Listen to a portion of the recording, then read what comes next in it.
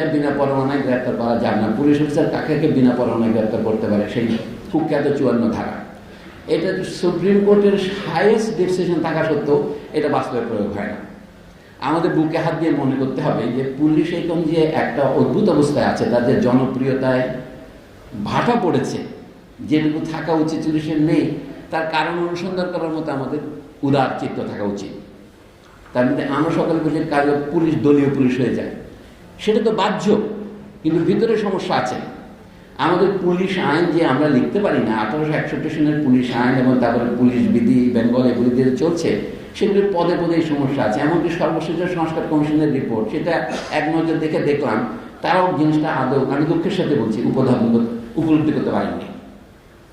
এই জন্য মাঝে মাঝে কিন্তু আমাদের আলোচনা হওয়া উচিত। এই সমস্ত পুলিশ শব্দের যে ফর্মাল আলোচনা, এতে সব কথা বলার সময় নাই এবং বলা হয়তো উচিতও নয়, তবে অনেক কথা আছে অকথিত যেগুলি খোলাখুলি আলোচনা হওয়া উচিত। এটা বলছি, কাজ তো দুটোই। কোর্ট যখন শাস্তি দেবে, যখন পিউরিটিভ ইনকারসারেশন হবে, মার্কিন যুক্তরাষ্ট্রে যা হচ্ছে এখন মাস ইনকারসারেশন, হাজার হাজার লোকে বন্দি করে রাখছে, এবং সেখানে যে ইনজাস্টিস, সেটা তো তার কলোনিয়াল আমল থেকে হয়েছে। সেখানে কালোদেরকে দমন করার জন্য অ্যাক্রস দ্য ক্লাস সকল সাদাকে ঐক্যবদ্ধ করা হবে এবং কালোদেরকেই চিহ্নিত করা হচ্ছে। আমি কালো এবং আদার কালার সব বলছি একসাথে। এই জিনিসটা উপলব্ধি না করলে মার্কিন যুক্তরাষ্ট্র বলে কি function of police in a democratic society.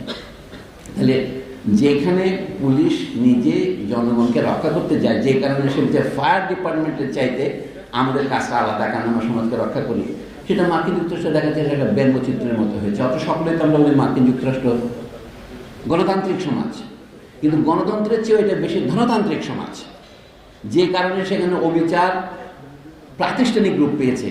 এবং তারা আগে ছিল কি, তাদের প্রথমে স্লেভারি, তারপর ছিল সেগ্রিগেশন। এখন কি হয়েছে, এখন বলে তাদের এটা আগে তো to maintain the colour line, that was the chief function of the police, not to establish justice. কিন্তু সেটাকেই জাস্টিস বলা হতো। এখন কি করে, এখন মার্কিন যুক্তরাষ্ট্রের রিক্রুটমেন্ট পলিসি কালার ব্লাইন্ড। কালো লোক রাষ্ট্রপতি হয়, কালো লোক সেনাবাহিনীর প্রধান হয়, কালো লোক পুলিশ চিফ হয়, এবং